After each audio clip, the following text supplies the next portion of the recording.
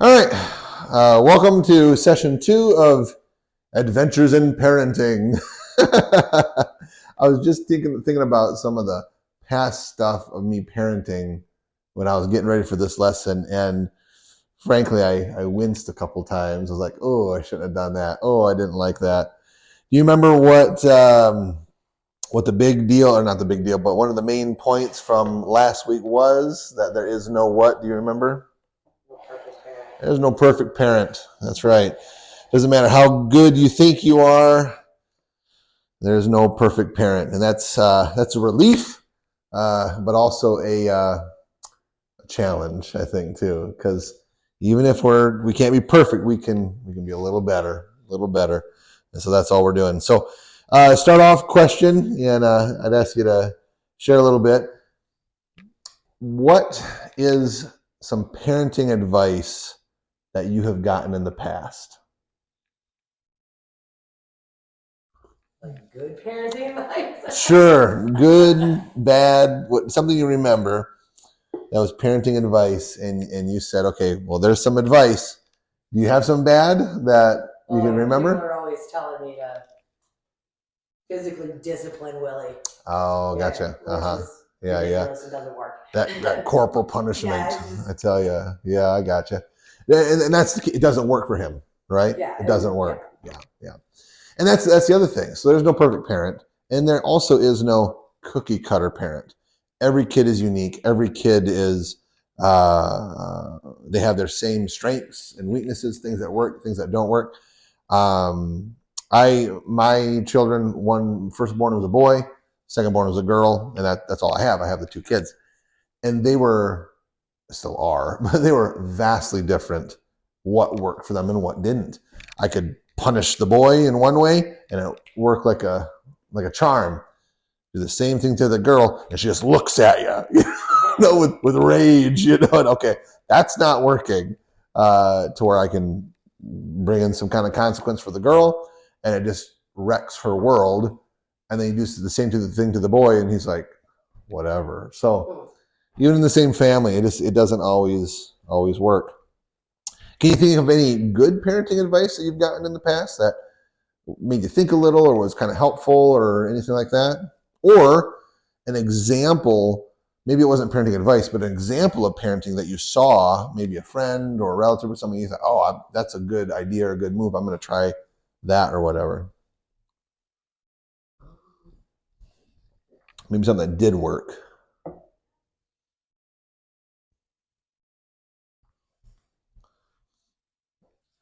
Not really? All right, think about it. It's all good. All right, so we are on the second session in your book. It's the first actual lesson. It's going through what this curriculum is, and that is the RPM3s, which is a weird acronym, but it's going to make sense of what we're talking about here. So what that is what this is. This Adventures in Parenting curriculum. This is a collection of really 30 years of study is really what it is. They didn't go into it thinking, okay, what is the next best parenting advice that we can come up with and write a book and make a bunch of money on. That's really not what this is. What this is a collection of study and testing and interviews with this tons of families, different cultural groups, things like that. And this is the result of that study is what it is. And you can see in your book a little more details of where the study came from. I do like what they said. They said that the RPM3, it's not meant to be just another how-to curriculum or how-to formula. It really is this collection that separates what was working, what's useful in parenting skills and that sort of thing, and what wasn't useful. And sometimes there's even like almost like myths that they found people would believe, but they actually weren't that helpful, which is kind of interesting. And we'll get into a little bit of that later as we go through the curriculum. The RPM3, it basically, a big thing, it confirms something. We talked last week about how there is no perfect parent, which is very true. But also what this study confirmed is simply this: parents really matter. They really make a difference. Sometimes you think about that, the detached or like the indifferent parent. We kind of talked about the different parenting styles last week. Specifically, we're talking about the uninvolved parent. I don't know if you remember that one from last week at all. The uninvolved parent really, through actions and whatnot, they really don't believe that parents matter that much. I've heard examples of parents saying, well, they'll learn on their own. Like, don't stick a fork in an outlet because you'll get shocked. So instead of the parent saying, no, don't do that, and here's why, they would allow the child to do something like that. They would learn from the poke, right? Okay, so now the world taught their kid what's right and wrong, not the parent. And that is what the uninvolved parent will do, and it's not effective. Now, is that kid going to stick another fork in an outlet? Probably not. But the kid is not going to equate the lesson to the parent, but to the world in general. And that can be a very dangerous thing because we know the world does not always have good lessons to teach, if that makes sense. So the study that came up with or was a result of, came up with the RPM3, confirms absolutely that parents absolutely matter. And obviously you matter and I matter, and any parent that has kids really matters. And that's where it gets a little daunting, because if there's such a matter with the parents, that's going to go both ways, good and bad. So what we do and we don't do, good or bad, is going to have an impact on our kids. And that's something that we can't really help. Whether we're indifferent, whether we're totally involved, whether we're authoritarian, whether we're authoritative, whatever the style is, we're going to have an impact on our kids. So parents do matter. And that's why we're going through this. And I appreciate you wanting to go through this with me. So what does RPM3 stand for? Oh, I forgot to give you your worksheet. Got it right here. There you go. So the first one there, and you may already have it in your notes, but the first one there is it's not really an acronym, but what the RPM3 stands for. I'm just going to give them to you, then we'll talk about them a little bit. This is just an introduction to all of them, and then we're going to go through each one of them the next weeks in detail. The first R, or the only R, is responding. That's the R in RPM3. Responding. The P is preventing.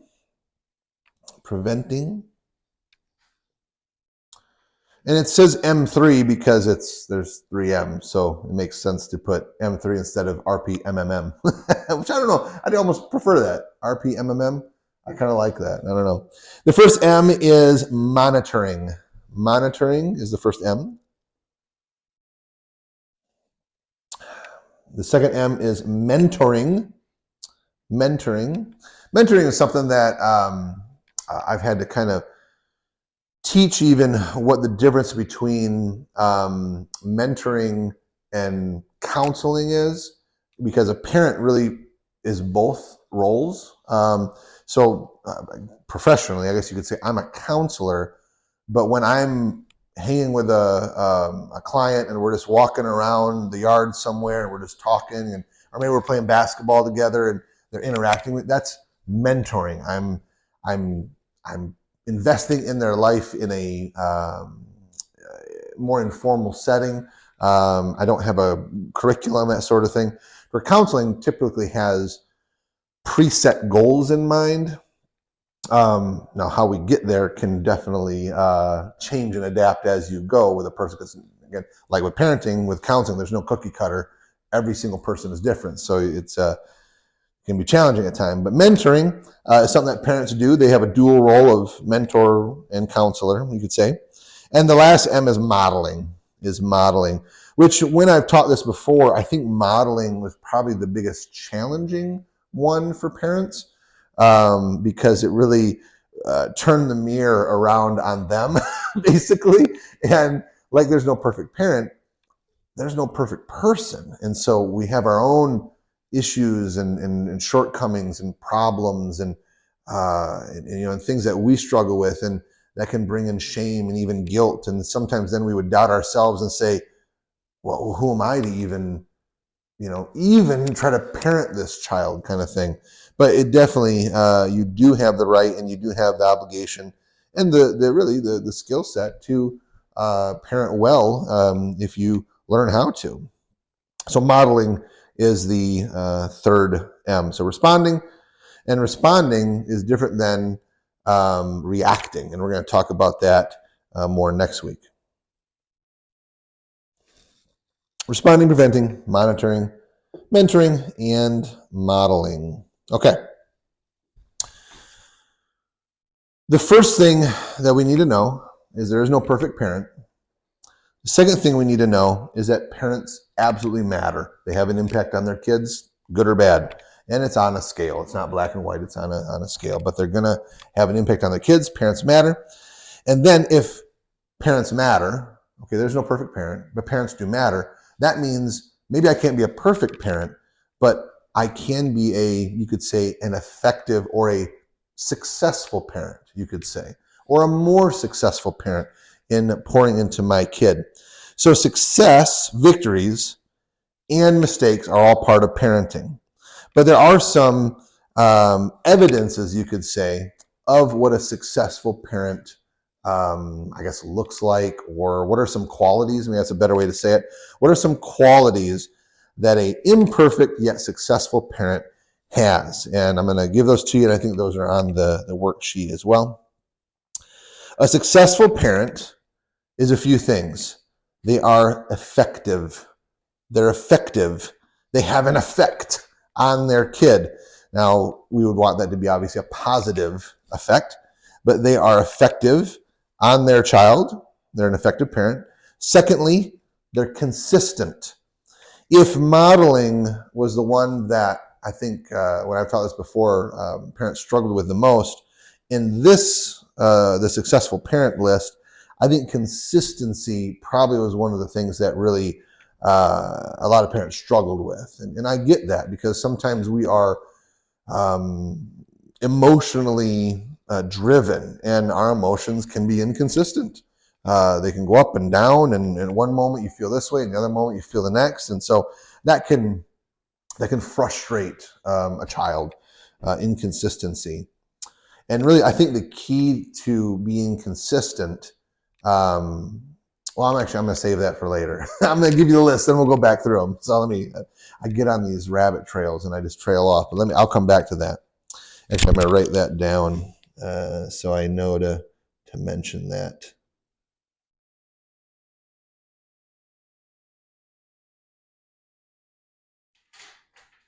Okay. The third way, or the third evidence of a successful parent is, almost take it for granted, but they are active. They're active. They're active in their kids' lives.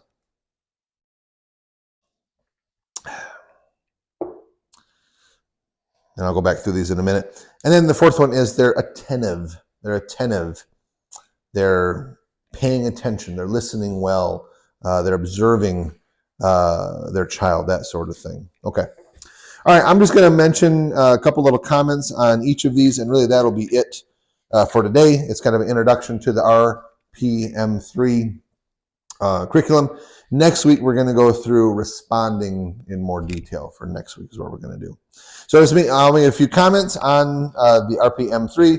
Then I'm going to make some comments on what makes a successful parent, those qualities, and then we'll be done for the day. All right, so the first one in the RPM3 is responding. So responding is different than reacting. Oftentimes, unfortunately, what we do is we tend to react. Something happens and we react. It's emotionally driven at that point. It's not driven by logic. If you're reacting, oftentimes, well, maybe all the time, when we react to something, we're really not in control. Now, we're held responsible and accountable for what we do, even if we just react. But we're not doing what we really, if we sat down and thought about it, wanted to do. We're not really in control at that point if we're reacting. That's why the first part of this is responding. What responding is that's when something happens, negative, whatever it is. And instead of instead of me getting angry and taking my coffee cup and chucking it across the room, right, that would be reacting.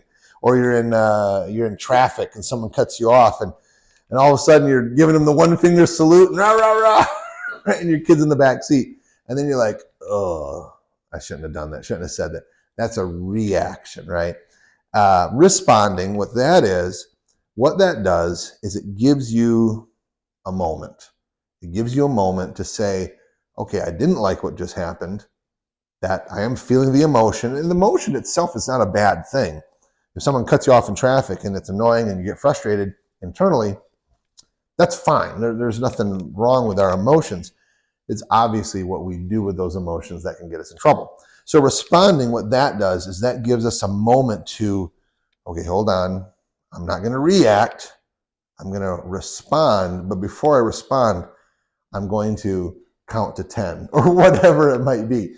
I'm going to allow my emotions to come down so my logic can come up. And I'm going to then, based on a balance of emotions and logic, I'm going to appropriately respond, which may be a consequence. Maybe the kid did something that they shouldn't have done, and you're going to respond to that with maybe a consequence or something like that.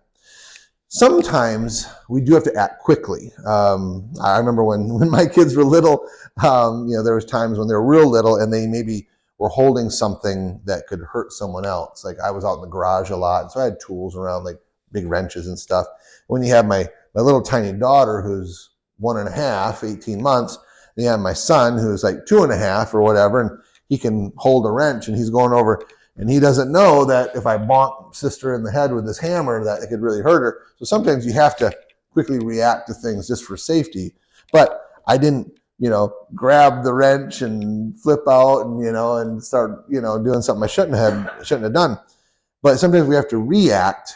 But it's really, oftentimes I think it's verbal. A lot of times we get in trouble with that reaction. To a responding, that exercise, and we'll get into it next week, it gives you some time to come down a little bit and have a proper response. That's why it's responding, not reacting. So I kind of went on a rabbit trail on that one, but that is what responding is.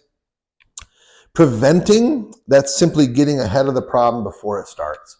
You may have heard the phrase, I might butcher it, prevention is the best medicine. Is that a phrase? Okay. Prevention is the best medicine, which, golly, I tell you what, if I look back at my life and things that I've gotten myself in trouble with or didn't do something I was supposed to, or gotten too far over my head, if I would have responded instead of reacted, and if I would have thought things through, counted the costs of something that I got into, I could prevented a lot of issues. I could have prevented a lot of things that would have just been much easier to overcome. It's the same thing with our kids, which is obviously goes into also being attentive to our kids. We're going to talk about that one in a minute. But preventing requires a couple things. You have to know your kid. You can't read their mind, but you need to know them to a point. So you need to be able to know, okay, when there's something a little wrong, when something's not quite right. Okay, you might not know what it is, but you're not acting like you normally act. There's something going on. So that would be part of prevention, is, okay, being attentive to your kid, knowing kind of what's going on. And then obviously not putting them in situations where they could easily fall or trip, if that makes sense. In counseling, I would deal with a lot of teenagers who have substance abuse issues, and whatever that may be, and they're addicted to some substance. They got into it, from friends or whatever, and now they're addicted. I find oftentimes that one of the things that we do is, when they're in the home, I'll ask the parents, okay, what's in the house? It may not be theirs, but what's laying around, so to speak. Because, some substance like nicotine, it's not illegal for adults to use or whatever. And even in most states, is it all states now that marijuana is legal? I don't even know. Anyway, a lot of states, even marijuana. But just because it's legal for an adult doesn't mean it should be used in front of the child, especially if they're having substance abuse issues or whatever. So one of the things I talk to parents about is when the boy is, or the child or whoever is going to be in the home, is there things that you are not helping to prevent the child from partaking, so to speak?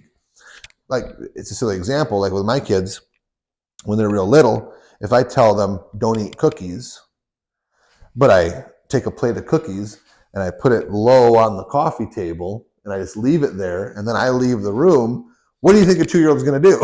Oh, man, I'm into those cookies, even though I told them don't eat those cookies. As the adult, as the parent, it really is my responsibility to remove the temptation, so to speak. Take that plate of cookies and put it away, put it out of sight, out of mind, whatever. Or maybe it's not cookies, maybe it's something else. We talked about like nicotine or whatever. Oftentimes when the child falls into that temptation and they partake of THC or some substance or whatever, I'll ask them, where did you find it?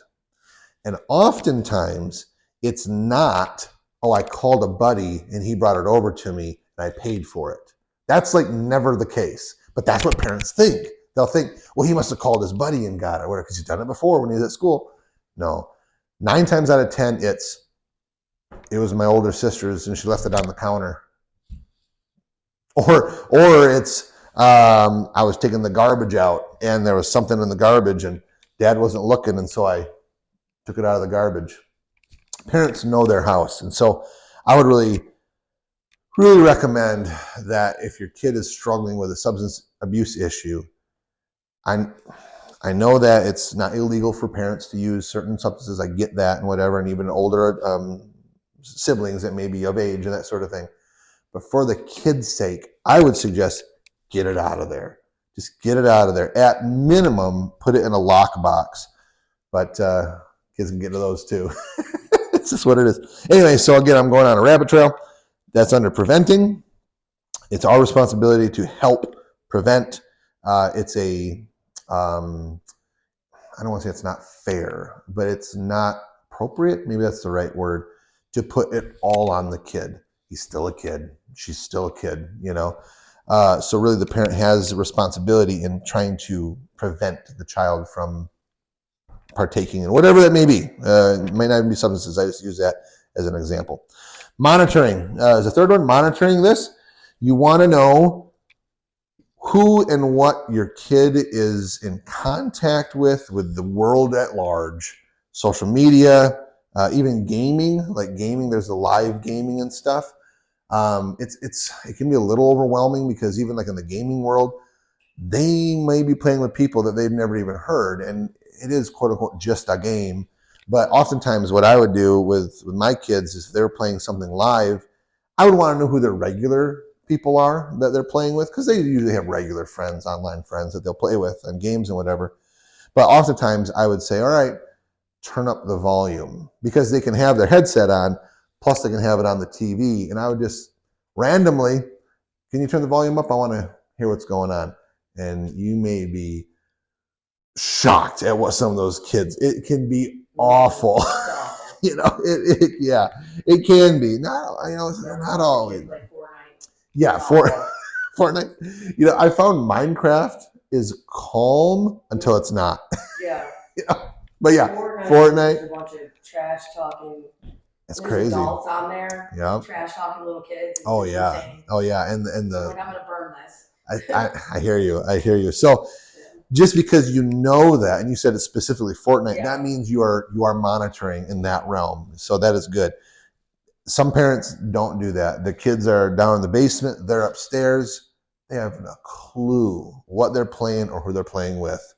So that can be dangerous. So monitoring, just know who and what your kid is being. It doesn't mean that you lock them in a room and say, you can never be on the internet or gaming. It just means and just you knowing, oftentimes for the kid in the back of their mind, that can be a preventative just by itself. So very good. So monitoring. The second M is mentoring. Mentoring. You're basically supporting and encouraging your kid through activity. You're doing stuff with them. You're You're showing them how to go to the grocery store by you going to the grocery store, which does mold into modeling. But mentoring is not just watch me, but it's also come with me and do this with me. For dads, it can be going out in the garage and working on a project. Maybe the mower's busted. Hey, let's go fix the mower together. That would be mentoring, for example. Could be reading to them. It could be helping them with their homework. It could be you doing a project, or a hobby that you like, and say, hey, would you come do this puzzle with me, or whatever it is. It's simply spending quality time with your kid and showing them how to function in life is basically what mentoring is. And it's not a lecture.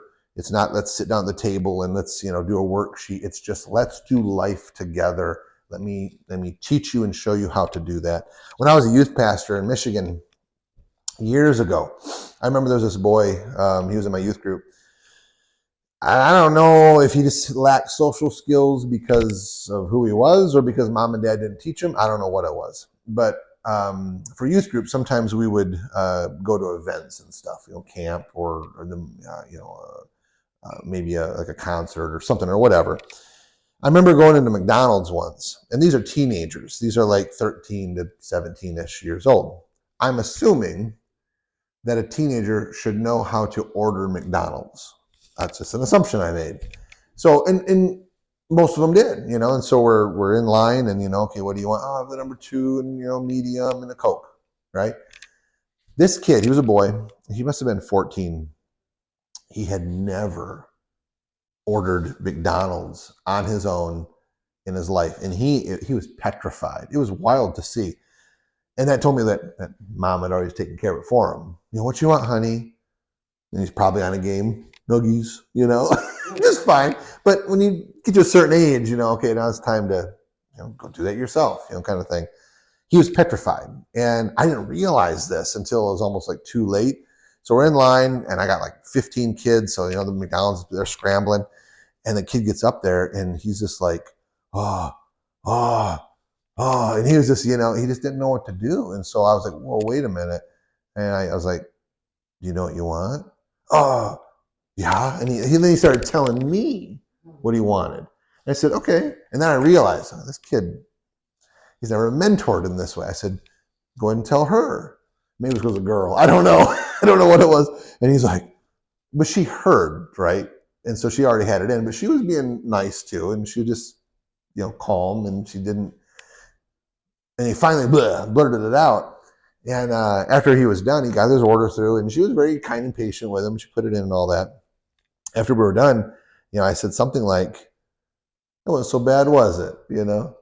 Oh, I didn't like that, what he said. And I was like, my goodness. So then guess what? Every time he was with me at an event, a sporting event, a McDonald's, a grocery store, guess what he did? He cashed out. He told the cash register, the person, he told the cashier or the McDonald's, and after about a year or so, he was just like the other boys, just, boom, boom, boom. And it was kind of interesting. So that's a little flavor of mentoring, just showing them how to do life. All right. Last one in the RPM3 is modeling. This one can be a little daunting because if we tell our kid, don't eat 10 cookies, we better not eat 10 cookies. If we tell our kid it's bad to do this substance, whatever it is, we better not be doing that substance, even when they're not around, I would argue. I know that it's hard, I get it, but as parents especially, adults is one thing, but parents, we are, what's the right word? We are so responsible for our children that our life should be a reflection of service to them. I don't mean that we are their slave. I don't mean that we always do what they want. But when it comes to our life, if someone were to ask our kids, hey, tell me about mom, tell me about dad, tell me about them, what are they going to say? Are they going to say, well, they tell me to do things that they don't want me to do, but they do it anyway? It could be anything. It could be eating. It could be going to a certain place, or whatever it is.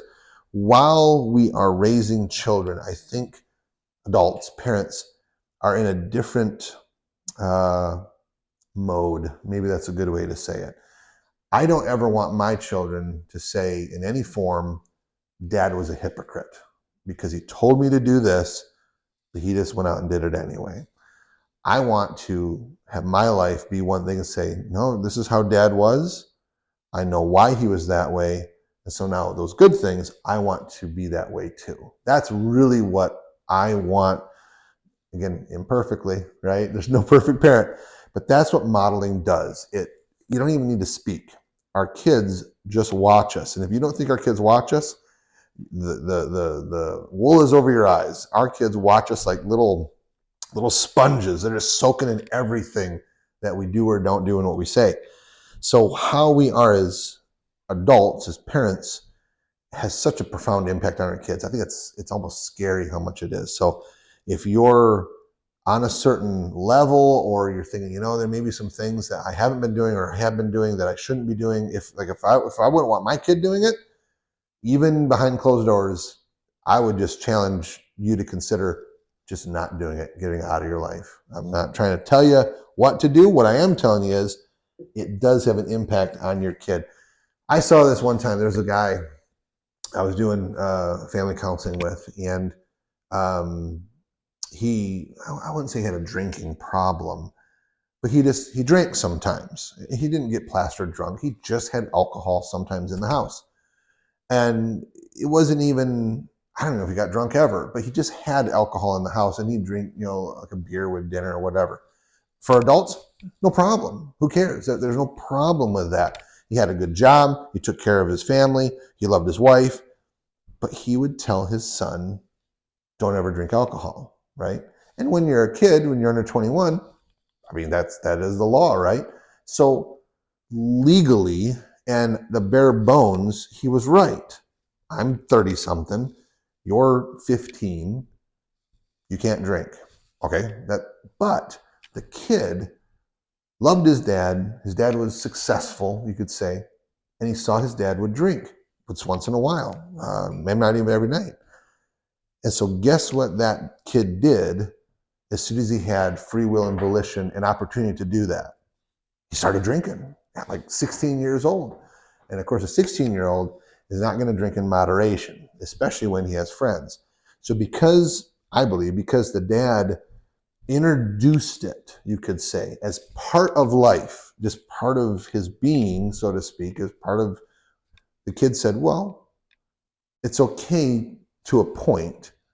And now I'm a 16-year-old kid. I don't think like an adult yet. I don't have that logic and emotion balance yet. So dad drank this much. Well, I'm going to drink that much too.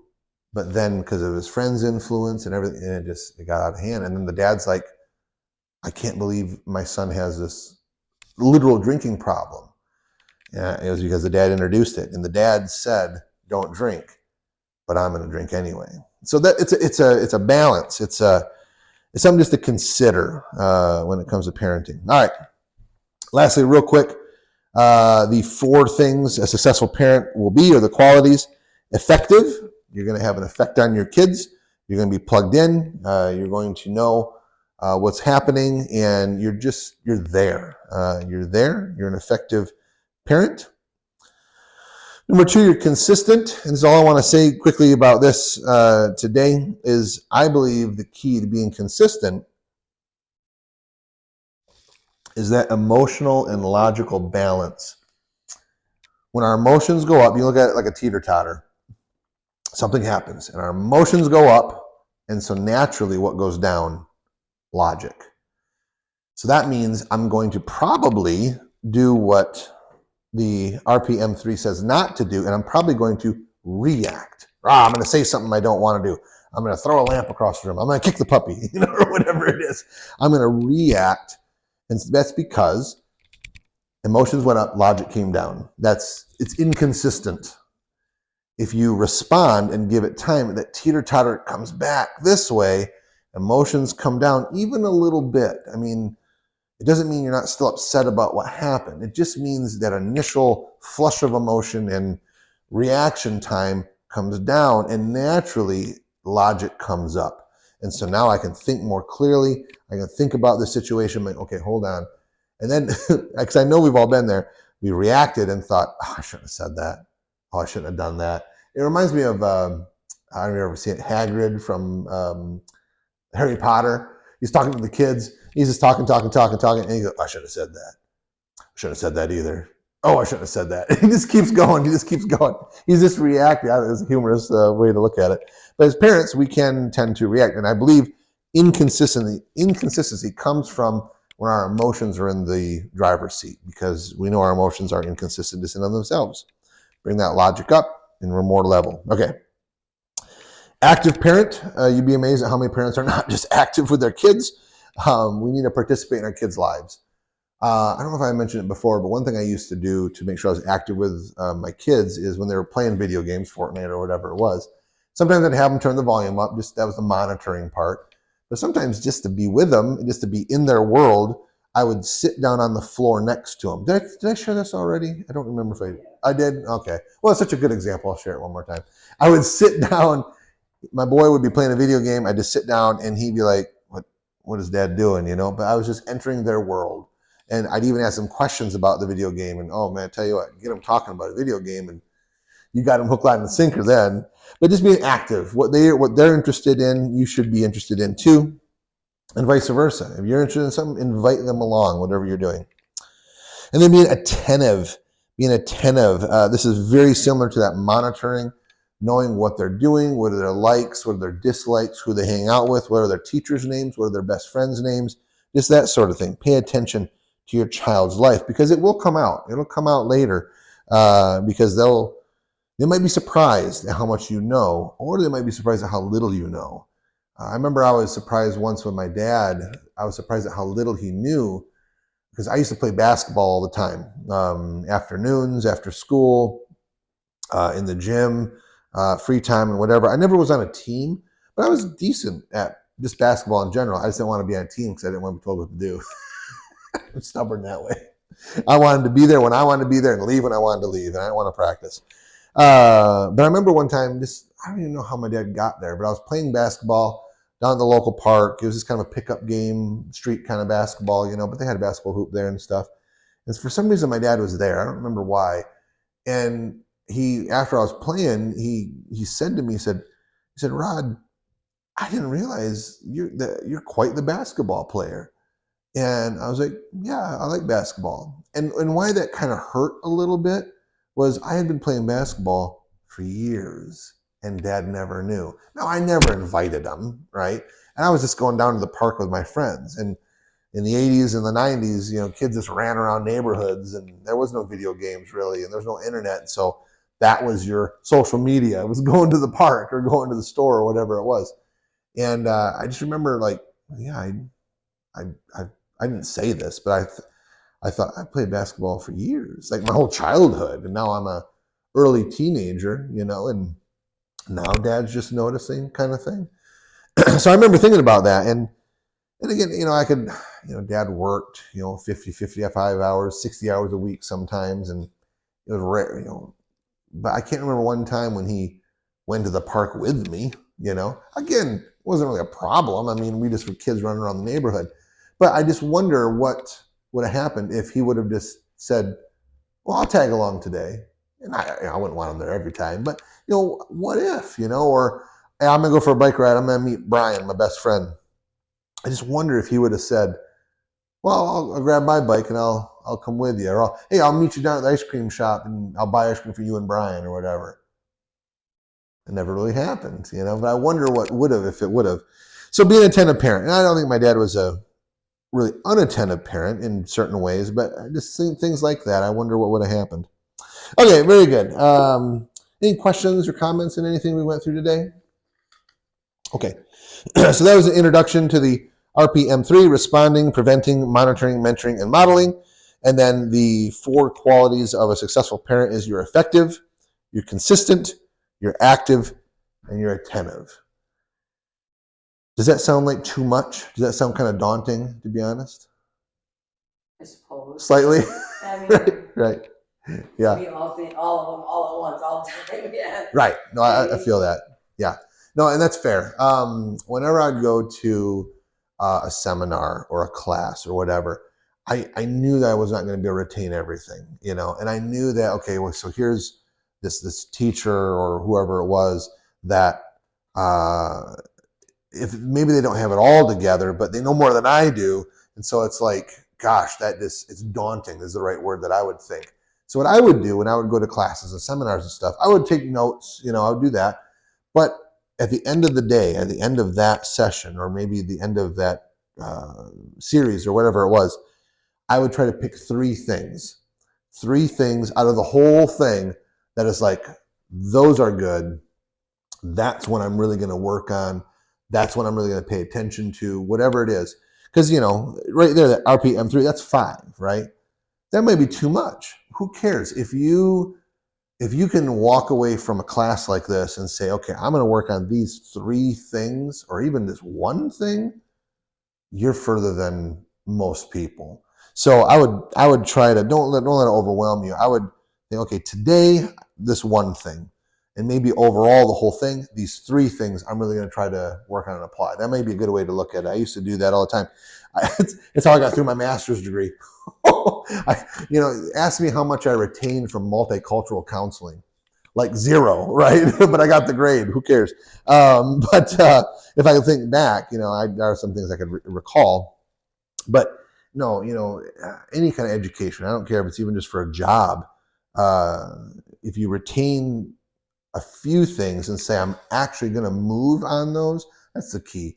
I'm going to actually make action steps towards improving on this one thing, whatever. Your leaps and bounds ahead of anyone else, and think about how further you'll be along compared to if you didn't take the class at all. If you just improve on one thing, if you didn't take this class or whatever class you're doing, there would be no things. So that's the way I'd look at it. Don't let it overwhelm you. So that's that. All right, very good. Well, thanks for attending. We'll do responding next week in more detail, and we'll keep trucking forward. Thanks for joining.